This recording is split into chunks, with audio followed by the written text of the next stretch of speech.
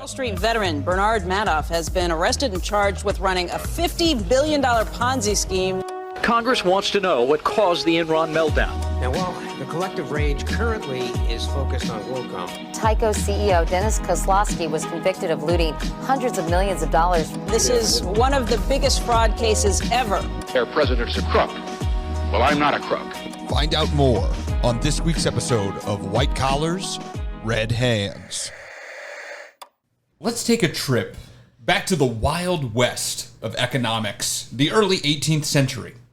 Previously, we discussed John Law, the Scottish economist that helped perpetrate a scheme with one of the first centralized banks of France that almost saw the downfall of the entire nation.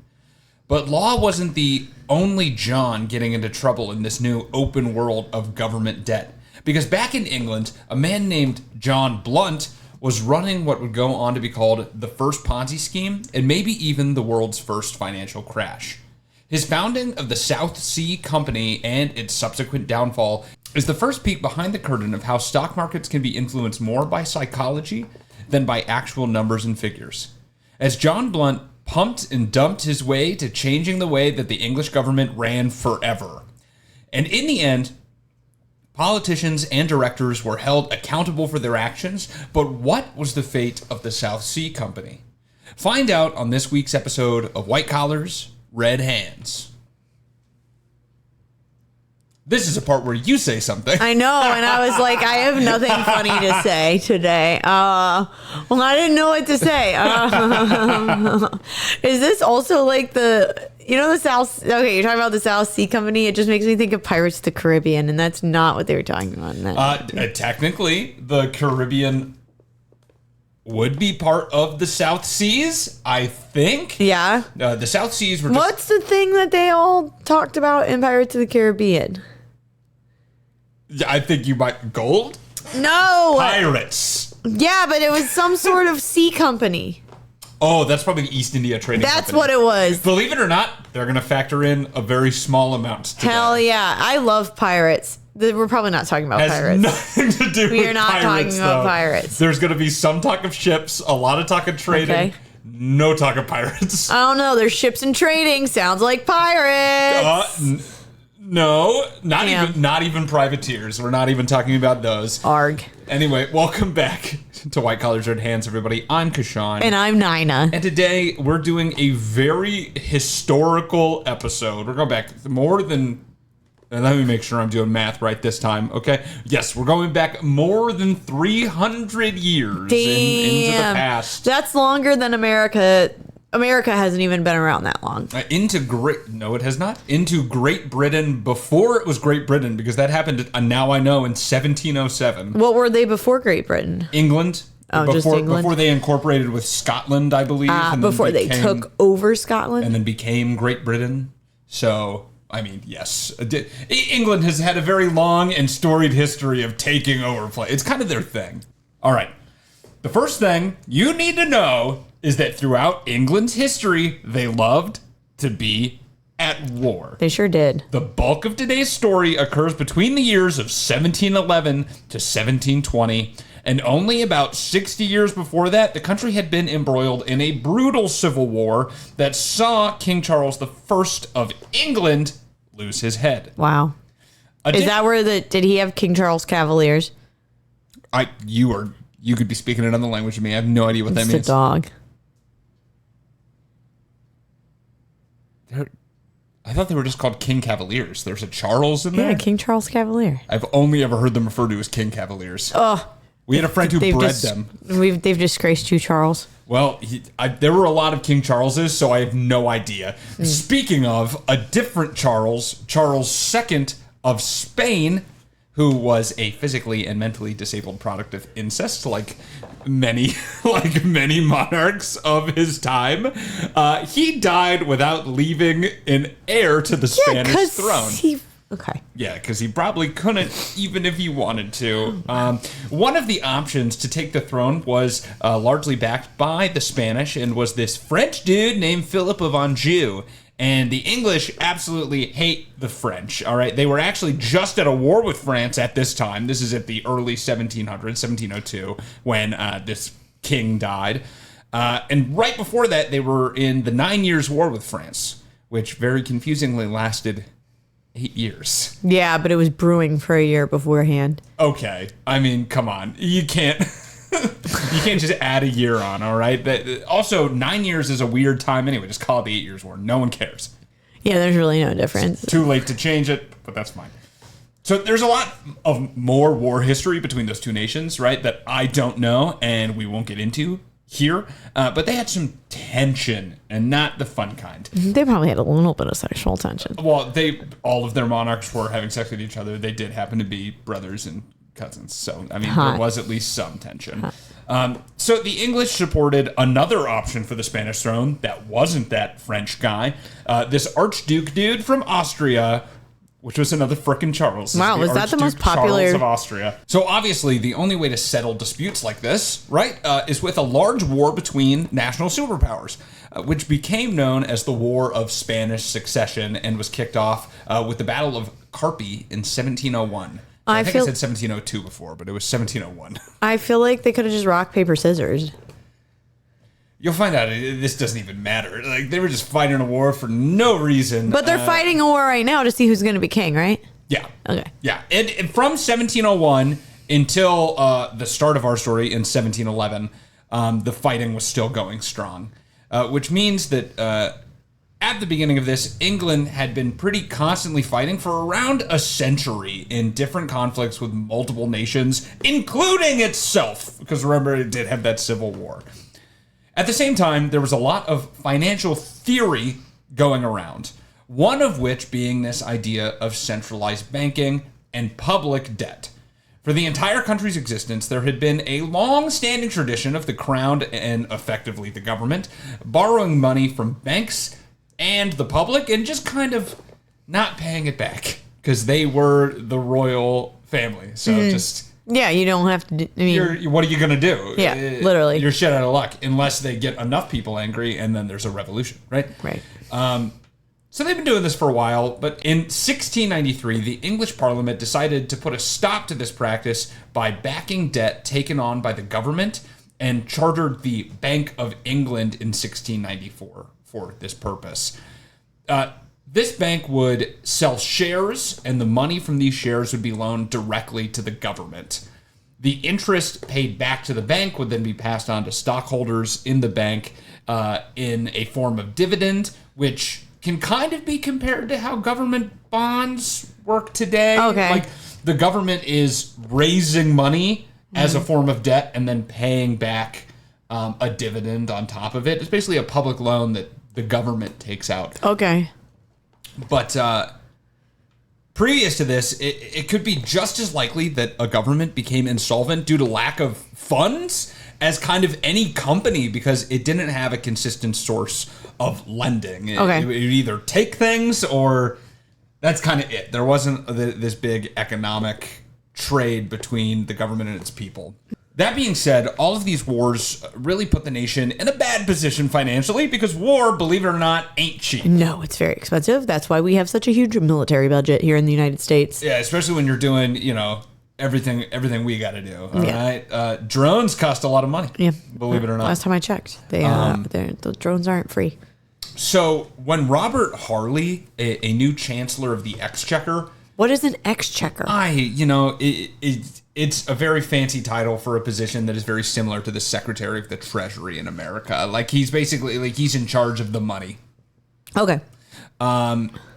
So Harley was appointed in 1711, and he took a look at the books and realized just how bad they had it right now. So in the reserves, the English government had 5,000 pounds in the coffers. That's the cash that they had on hand, the liquid money they had. Oh my God. And... Crikey. On the other side of the... That's not even British. It's Australian. Shit. And on the other side of the balance sheet, they had an estimated £9 million worth of debt. Bloody hell. All right. What is this? Like a college student? Yeah, literally. They got $5 in the bank and like $75,000 in loans. This is actually just the bank account of anyone at Oxford University. So, actually, no, that's not true. They have public health care or public education there. I mean, they do have public health care. Actually, they can fucking live their lives and not be strapped with debt, unlike the United States. This is a Harvard student's bank account. Hell yeah, capitalism, baby. Eagle screech right here. Hell yeah. Except the sound they use for an eagle screech is actually a hawk, and eagles sound nothing like that. Really? Yes.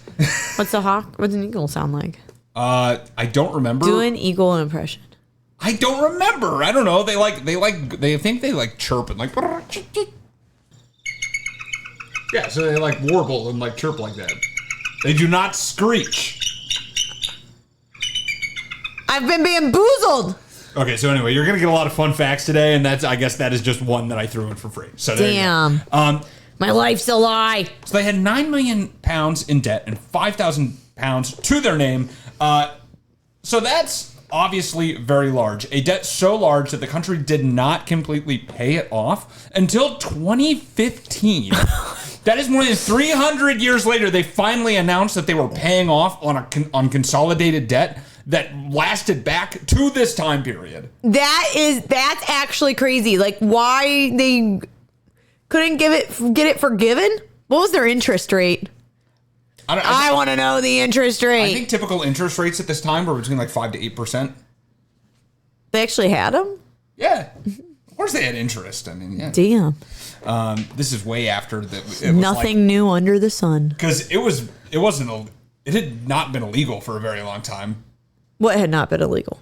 Interest used to be illegal on loans. Yes, because it was Christian teachings that you couldn't have interest on loans. I side with that. You're seen as greedy.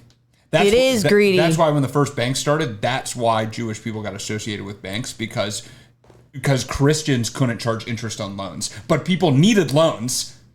So this like group of people that a bunch of people were very anti-Semitic towards. They were like, okay, but you can run the banks because we need someone to, but we're also still going to hate you for some reason. Yeah, because now I owe you more money. Yeah, that also did perpetuate even more people being upset. Damn, that's crazy. I did not. There is a lot of fun facts today. We talked about that in the Michelle Sindona episode, believe it or not. Bro, that was like the third episode we ever did. Yes, it was 4 years ago, but come on. And you know my memory, so. Fair enough. Yes, I am throwing in a lot of stuff. I was on my grind for this outline today. The grind don't stop. So yes, they just finished paying this off in 2015 with an extra like 2.6 billion. Well, this makes me feel better about my credit card. Yeah, just die. It doesn't matter. Just fucking die. It's fine. And I have no children, so money's fake. It'll go to no one. So they held this debt longer than the United States has been a sovereign country. So that's pretty crazy. So Harley, going back to our Chancellor of the Exchequer, had some work to do. He had to make a motorcycle. Not yet. And his first thought was, dang, we got all this debt. Let's just raise taxes. That'll work out well for the British forever. Right? We'll just keep raising taxes. No taxation without representation. Only one issue with that, though, because much like modern-day America, England's parliament at the time was a violently divided two-party system between the liberal Whigs and the conservative Tories. So getting any sort of tax increase passed through parliament was not going to happen because the entire system was a lame duck. So his next thought was, well, let's just ask the Bank of England, you know, that thing we created to give us money for more money. That was their whole purpose. Well, bureaucracy got him again there because the Bank of England was started and controlled by the Whigs, and Harley himself was a Tory, so they told him, like, I get knackered, or whatever they said. I fuck off. Bug off. What else did they say? Bugger off, I think, is maybe what you're looking for. You wanker. There we go. You bloody wanker. I don't know anything else.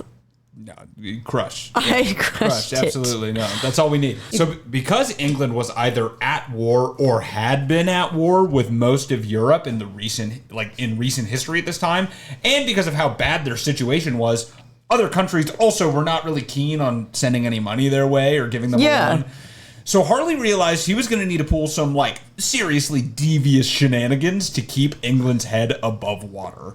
He decided that his best option would be to start a Tory-backed rival to the Bank of England.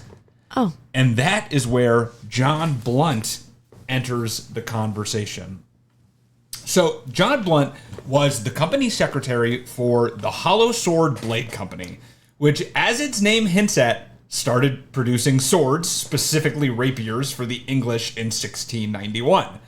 However, when Blunt got hold of the company in 1702, he decided, to hell with this sword stuff.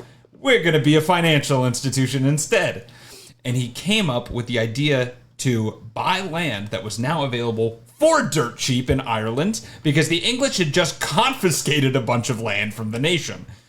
Blunt wanted to buy this land for development and resale, but one issue, he didn't have the capital, he didn't have the money to do it. So instead, he came up with a scheme that is definitely illegal now and could have been then, but at the very least, it's dubious. So it's complex, but stick with me. He came up with the idea to not just sell stock like usual in the company, like usually you'd sell some stock, you get in capital, you'd go buy the land, you pay back the dividend on the stock. There you go. But he instead decided to swap the stock in the company with people for something called army debentures.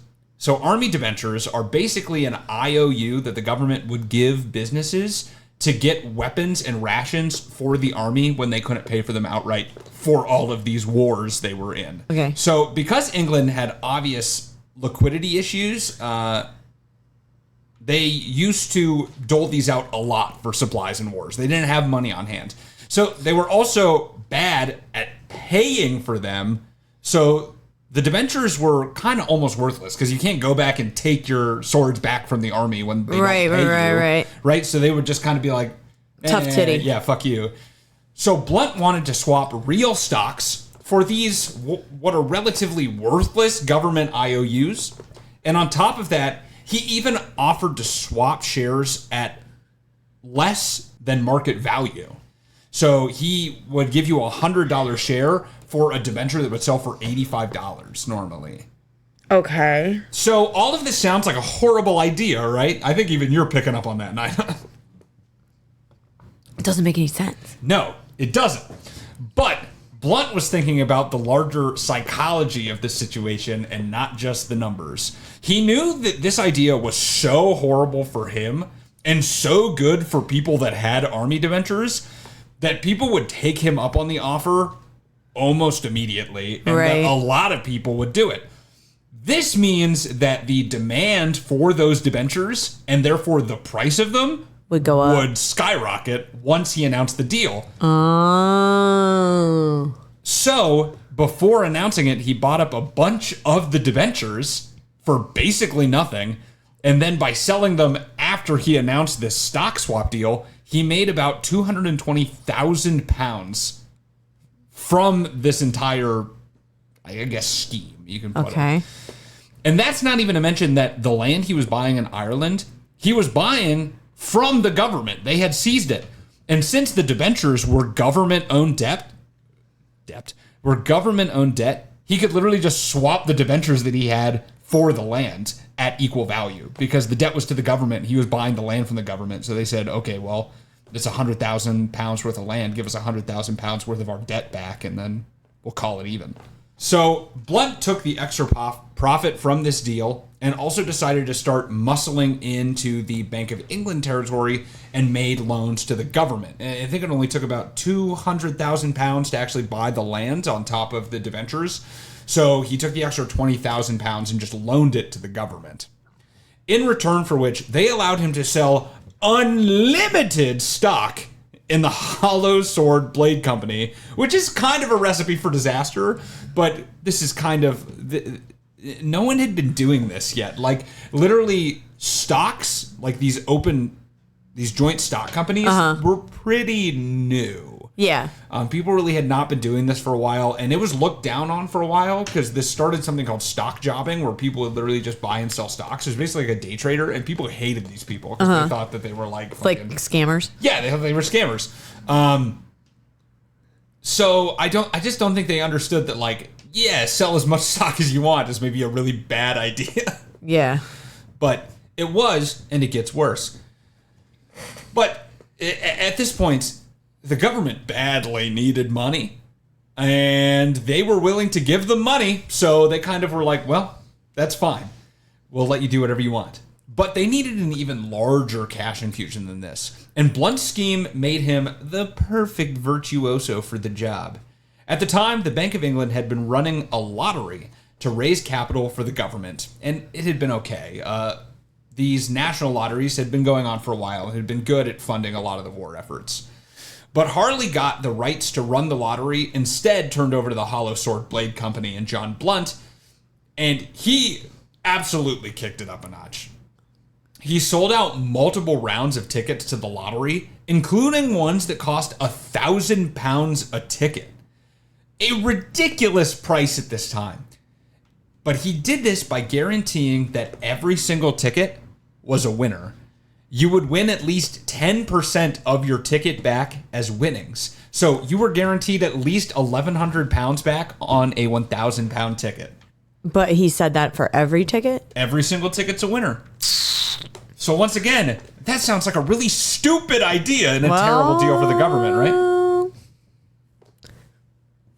Yes, there is a catch here. For the government, yeah, but for the person.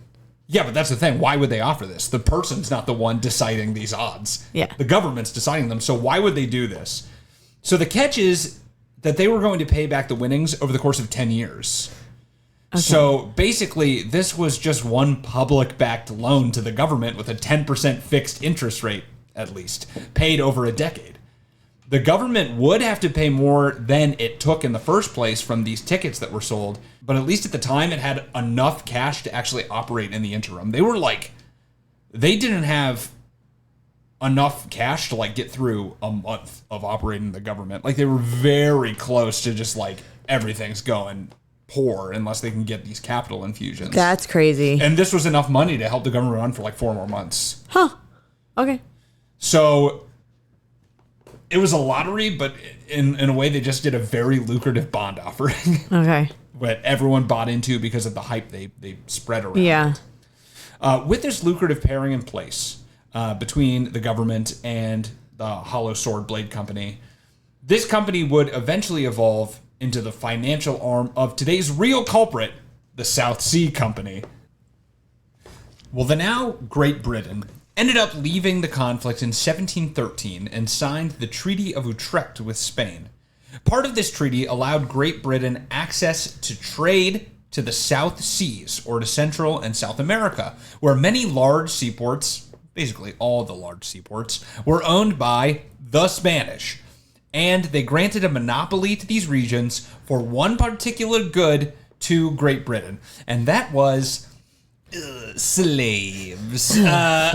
Obviously was not great. That's one way to put it. I think we can it was not great. I think we can all agree on that. I think we fucked up on that all one. agree on that. But the buying and selling of slaves at this time was a big moneymaker for Great Britain, obviously, and now they were going to be the only ones able to do so in the South Seas. Only ones. They got a monopoly, yeah.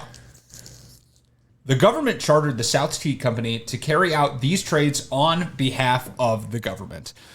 But also, Harley saw this as a good time to create that Bank of England competitor that he had talked about making.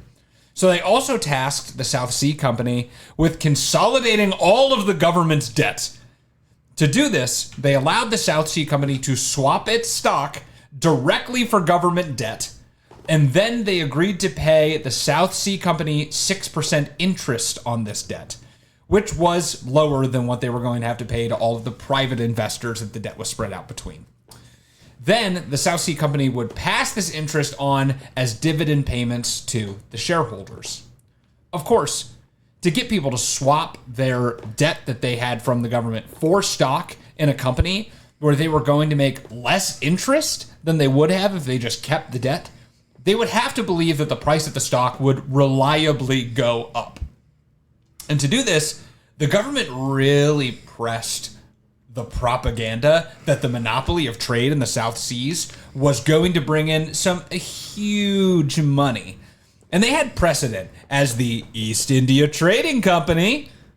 That was what I was talking about earlier. Yeah, I told you they'd come up. Yeah. Another very evil organization that also dealt with a lot of the slave trade was making a lot of money doing something similar.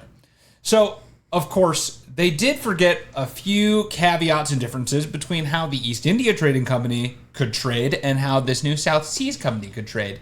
Because the Spanish had put some really tight restrictions on the trade that was actually allowable to their ports.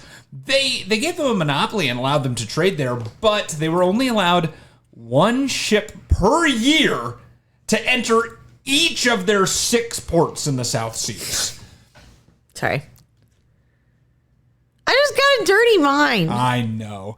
But Could you imagine if one ship a year could enter your ports? you got 6 ports, though, so I mean, trade-off. So one in each of the 6 ports? Yeah, so 6 ships a year, 1 in each port. It's still not that much. Even if we're talking about the actual thing or the other thing. That's a ship could be every 2 months. I mean, there you go. But Still lacking. But if you wanted to talk about like making money, the East India Trading Company was sending like hundreds of ships a year to make the money that they were, and they were saying that they were going to get a bunch of money off of sending 6 ships a year. That's not going to work. Yeah, I don't think so. And on top of that, they would have, Just one ship, not a fleet? it's 1 ship to each port, so it's 6 ships a year. Yeah, no, they're not going to make it. Yeah, it's literally 1 ship, and they said they only allowed a certain amount of like cargo to be on the ship as well. So, and then on top of that, whatever profit they did make, they had to give 25% of to the Crown of Spain. Oh, So they got boned in this deal. not in the fun way. No, not in the fun way. Then, on top of that, they didn't even sail a ship. They were created in 1713. They were allowed this trade. They didn't even sail a ship until a year later in 1714, where the first ship finally arrived, and the Spanish forces immediately said, "You've exceeded the weight allowance," which I guess later turned out to not be true. They said they had more cargo than they were allowed to carry, and then they just seized all of it instead. So they made no money from that one. These people are not good at making deals. No.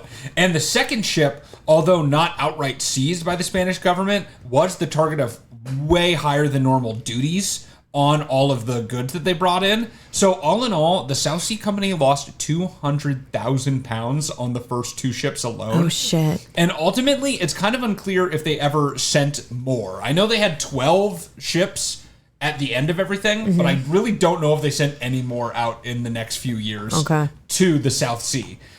And essentially, from there on out, the South Sea Company was only a financial company that dealt exclusively with the government and consolidated their debt. They were just a lender to the government. Although investors didn't really know that and would continue to trade debt for shares on the promise that the trade in the South Seas was going to make them rich. This is the Ponzi scheme. Yes. I was wondering when we were going to get to it. We're here. Yes. Okay.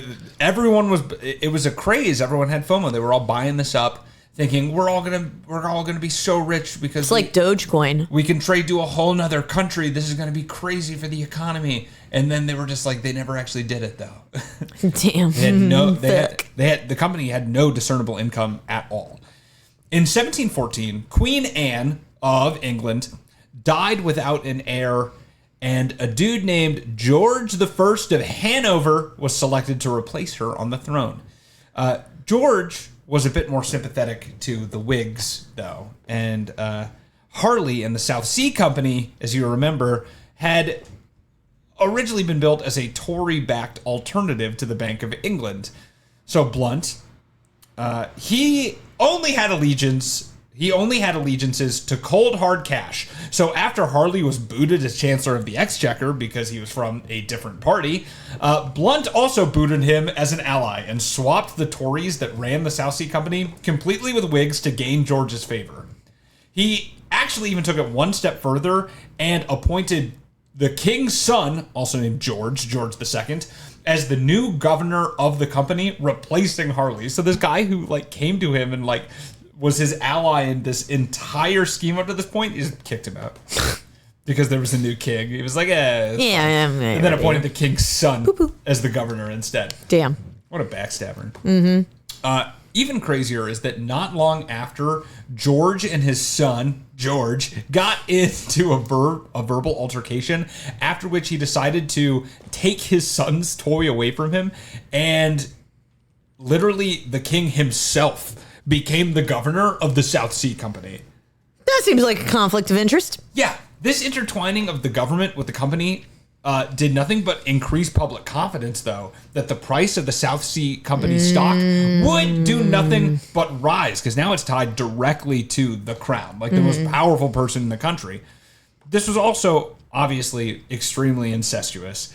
How could you expect the South Sea Company to be held up to the law when they were the ones directly controlling both the government's finances, and now if the company was allowed to go under, the crown would also go into bankruptcy along with it.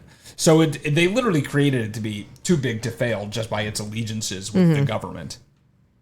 And the king had actually personally invested in the company as well, like heavily. Oh, shit. Because George of Hanover, they were nobles, but they weren't actually very rich compared to other nobles. So when they came in, they were kind of a poor family. So they really were trying to raise money, and both, not only George, but his wife, his daughters, and his mistress all started investing heavily into the South Sea Company. Not to mention, the South Sea Company was allowed to issue about 10 million pounds worth of stock at that point, which meant it was roughly, it had 1/2 of all stock circulating for all British companies. So imagine, like, at the New York Stock Exchange, if 50% of the shares were all one company. Oh. That's how big they had good. allowed the South Sea Company to be. So despite these issues, people still bought the stock, and its price steadily rose. 76 pounds per share in 1711 to 126 pounds per share by the end of 1719. This was important because the South Sea Company was allowed to sell the stock only equal to the amount of debt it offloaded from the government. So they bought, I think, originally about like 7 or 9 million pounds worth of debt, maybe a little bit more, I can't remember. So they were able to issue 9 million pounds worth of stock. But if the price of the stock rises, they technically have excess stock to what they need to keep to actually pay to secure the debt. Okay. So if it goes up, they can just sell the difference and pocket the cash. And that's exactly what Blunt did. As the stock rose, he would sell the difference and then pocket the rest. The only issue is that if the stock ever went back down, they'd be boned. So he was highly incentivized for that not to happen. Also, if they could buy more debt from the government, this would increase the volume of shares that they could have in circulation, and therefore also increase the profit per share. So if they can increase their share price by $1, but they increase the amount of shares they have in circulation by taking on more debt from the government, that moves the needle even farther.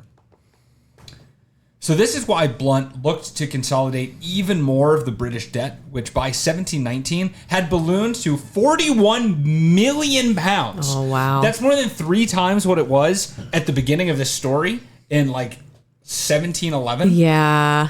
You know, that's crazy. That's not good. Yeah, they were not doing a lot of good things. Of course, he would have to convince Parliament to go along with the scheme. Blunt began doling out huge bribes to them in the hopes of getting the charter to consolidate the debt. But the bribes, unfortunately, didn't sway Parliament, as they were still deeply divided, and arguments actually broke out about whether they should use the South Sea Company, which they have already consolidated a large amount of their debt with, or return to their roots and consolidate the debt instead with the Bank of England. And at this time, remember, he kicked out all the Tories, so they're both controlled by Whigs, and the king is sympathetic to the Whigs, so it's really just like whoever gives them the best option is who they're going to go with. Yeah. Blunt eventually swayed them, not with the conventional bribes, but by allowing 33 members of Parliament to purchase stock in the South Sea Company, but only pay for it when they sold it. So These 33 members of parliament were the majority needed to elect the South Sea Company to be the one to consolidate the debt instead. And they also kicked in an extra £5 million to the government to sweeten the deal. Okay. So you could purchase stock, but you didn't have to pay for it until you sold it? He allowed these members of parliament to do Just that. the members of parliament. Yes. Because to get them to vote. And then this also had a couple of other factors in that one, they were buying the stock publicly, so people would see members of parliament buying South Sea Company stock, which even further bolstered the thought that South Sea Company was a very stable investment and they were going to gain money. And secondly, because they only had to pay for the stock when they sold it, they would only make money if the price went up. Okay. So it really incentivized members of parliament to also in the future make choices that were good for the South Sea Company. Okay. So that's what they did, because the originally just giving them like £1 million didn't work. So they did this instead. Okay. And this did finally sway them to choose South Sea Company to consolidate the rest of their debt. Got you. Plus the £5 million. Got you. Everyone started getting FOMO, and people bought up shares in this trading company that had never successfully done business trading and had no discernible income in a way that has been related to modern day crypto schemes. I just said Dogecoin. So- who called it? Me, bitch. All right, sorry. All right. The share price of the South Sea Company did nothing but continue to rise and actually hit £330 per share in March of 1720. There were a couple times that the price threatened to dip, but every time Blunt had a scheme to set it back a rising. Going back to his tried and true method of making deals too good to pass up to keep pumping up the price. The first thing he did is he allowed people to buy stock through financing, basically. They would put a percentage down, and then they would make regular payments until they paid off the rest. So like buying a car. This allowed people of even lower socioeconomic classes to get in on the frenzy, and also allowed people to buy way more stock than they could actually afford, because people would just... Basically, what people would start doing is that they would put down that first percentage, they would put down that first 10, 20%, I think it was 20% down, and they wouldn't have to make another payment until 2 months in. Okay.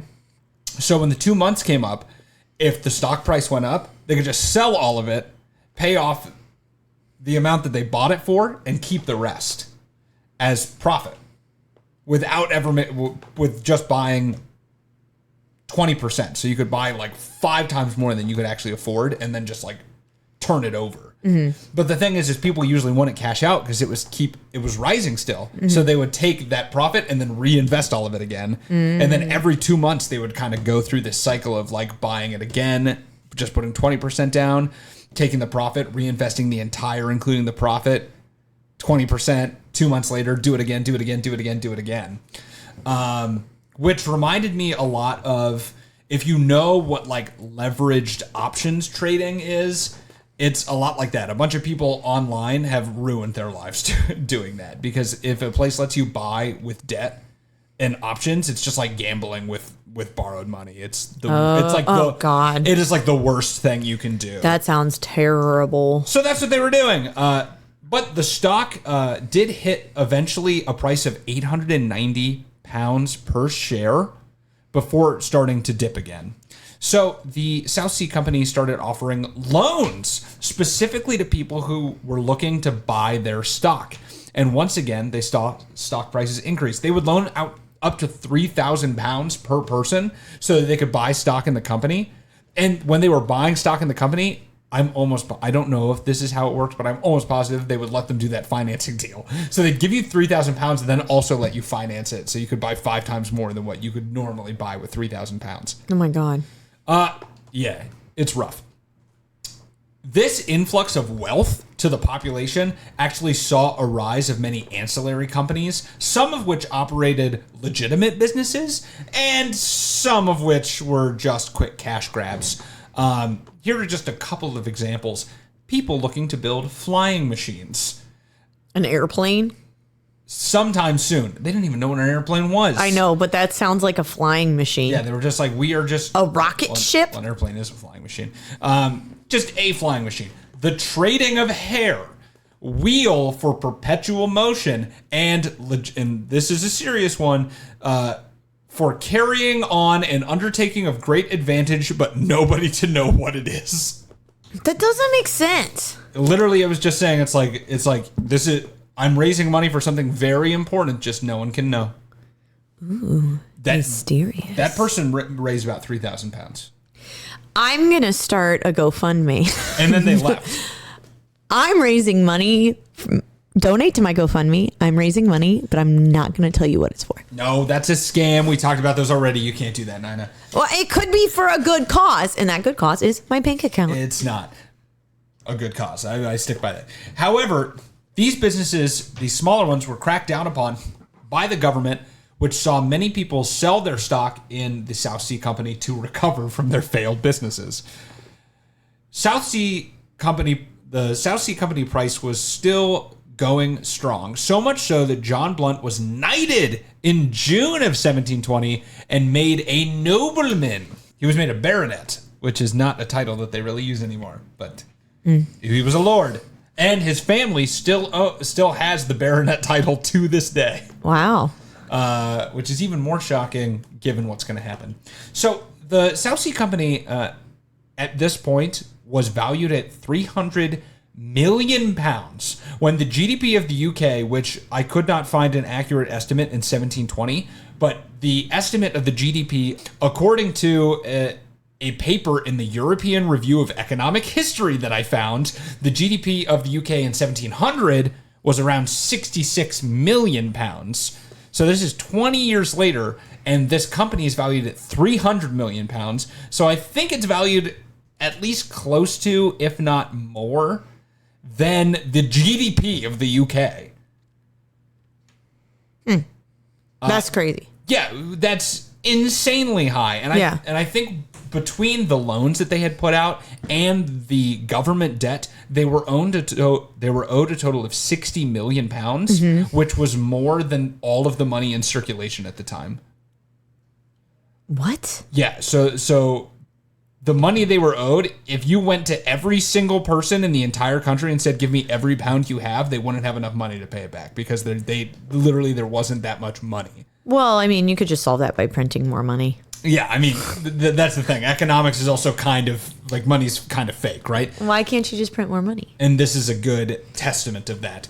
So, to say the valuation was overstated is itself a huge understatement. So, I'll let you figure that one out. In August of 1920, the share price began to fall again. But this time, Blunt would have to pump it up to above £900 per share to keep it on the general increase. And to do this, he pulled out one last-ditch scheme that he had a brewing. One that was so good that no one could ignore it. He decided to release a new stock offering, this time for £1,000 a share. This time asking only for 10% down and telling people that they wouldn't have to make payments for a whole year on the rest. And somehow, it worked. He sold all of this new stock, and their price per share rose to an all-time high of £1,000 per share. And Blunt knew that the game was almost over, as he secretly was selling a bunch of his own stock in the company on the side. This price point also was seen as kind of a psychological barrier for many, as the nice round number made people more inclined to get out with a profit at this point instead of reinvesting like they had been doing with those finance stocks. If it seems too good to be true, it is. Well, and that started a sell-off. The share price dropped significantly over the next few months, even with Blunt trying one more scheme of offering stock with a 30% dividend that would actually increase to a 50% dividend later on, which that one was so good, everyone finally was like, I think this guy might be lying about something. Wait a minute. And by September, the stock price was closer to its starting point of about £150 per share.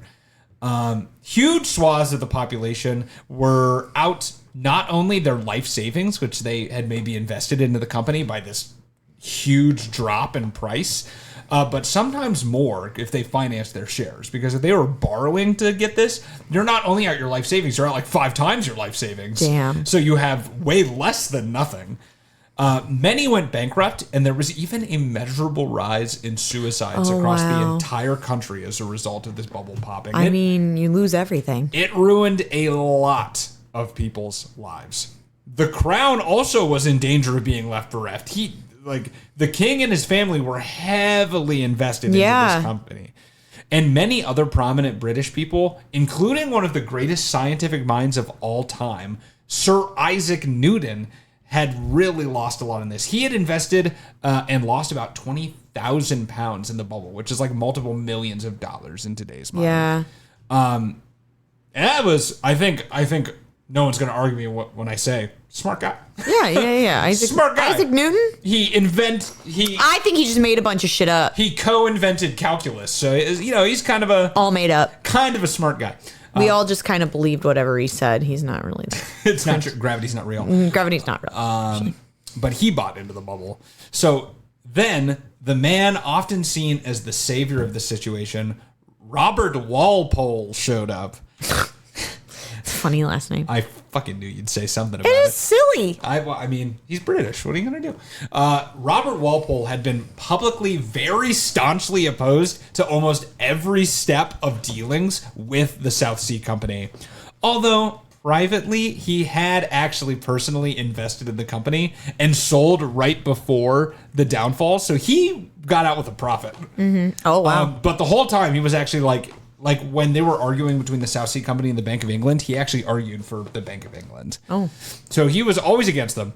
Also, John Blunt had gotten him arrested before, just tangentially. So he had kind of a personal vendetta against Blunt as well. Well, Walpole personally negotiated a deal with the Bank of England to bail out the South Sea Company, where both the Bank of England and the East India Trading Company would swap their stock for the South Sea Company stock to keep people afloat. So just a straight swap with an actual company that made actual money. In addition, he also forgave the loans that people had taken out from South Sea Company to buy South Sea Company stock. So all of that was canceled and washed out. So a lot of people, after this, lost a lot of money, but they weren't going to be dead. Yeah. They're going to be able to rebound. And he was often seen as a savior of the common person for being able to do this. But he also saved the king because he got all the stock switched out too. So kind of saved the country, I guess. There was also a bunch of unsavory stuff that he did too that I'm not going to get into. He's not a great guy, but he's seen as a great guy through the lens of history. Well, okay, he's a great. He did a great thing by saving this. Doesn't mean he's a good person. No, he did fix the situation. He did it for completely selfish reasons. Yeah. Yeah. Of course, the public still called for a parliamentary inquiry into the situation. They were pretty pissed off. But Walpole knew that almost the entire government, including the king, was bribed by the South Sea Company to continue the scheme. And all of that was written down in their ledgers. So if it came out, that would cause great political unrest. So he conspired to smuggle the cashier of the South Sea Company and that ledger, his name was Robert Knight, out of the country, where he promptly disappeared for 20 years. Oh my God. They didn't kill him. He showed up later. Yeah, he just left. But yes, they were get the fuck out and stay gone, please. Blunt himself, however, decided to flip and tell Parliament everything in the hopes of getting a deal for leniency. However, the cashier, like I said, he'd taken the ledgers for the business with him. So Blunt tried to tell Parliament of who was bribed, but he had to do it all from memory. And just so happened that he could kind of only remember the names of political opponents to Robert Walpole. So it didn't affect him, and it only helped him. Eventually, 33 noblemen were stripped of their duty and titles as a response to the bubble, and the directors of the South Sea Company had £2 million removed from their personal estates. And they also removed 8 of the £13 million of profit that South Sea Company had on hand. Damn. So most of the directors they basically took everything from them, but they were allowed to keep 10,000 pounds. All in all, though, it is believed that he, along with almost everyone in this scheme besides the investors, left with more money than they actually started out with. Robert Walpole used his influence that he gained from saving people in the aftermath of this bubble to become the first Prime Minister of Great Britain the next year in 1721, an office which he would hold for 21 years. Oh, I always forget that they don't have terms. The government's weird over there. I don't know, honestly, how it works. John Blunt lived for another 13 years until 1733, whereupon he died still able to leave his family an estimated 13,000 pounds.